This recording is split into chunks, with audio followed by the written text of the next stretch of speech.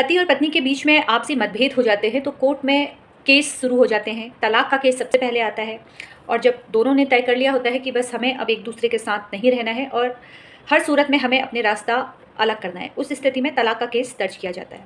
तलाक हो जाता है, उसके बाद जो अगला स्टेप आता है वो आता है मेंटेनेंस का। पत्नी के द्वारा पति से मेंटेनेंस की मांग की जाती है। अब इसमें सबसे बड़ा जो सवाल है वो है कि क्या बच्चों के खर्चा उठाने की जिम्मेदारी सिर्फ पिता की होती है, पत्नी की कोई भी जिम्मेदारी नहीं होती है?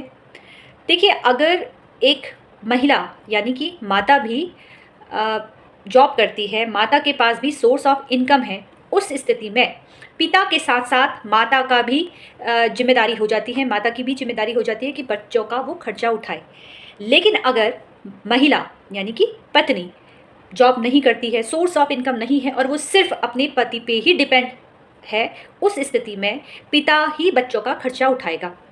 अगर फीमेल चाइल्ड है तो जो बेटी है उसका खर्चा उसके विवाह तक के समय तक पिता के द्वारा जिम्मेदारी होती है कि जब तक उसकी बेटी का विवाह ना हो जाए तब तक उसका वो खर्चा उठाने की जिम्मेदारी रखता है। और अगर मेल चाइल्ड है तो 18 साल तक पिता अपने बेटे की रिस्पॉन्सिबिलिटी लेगा, उसका खर्चा उठाएगा।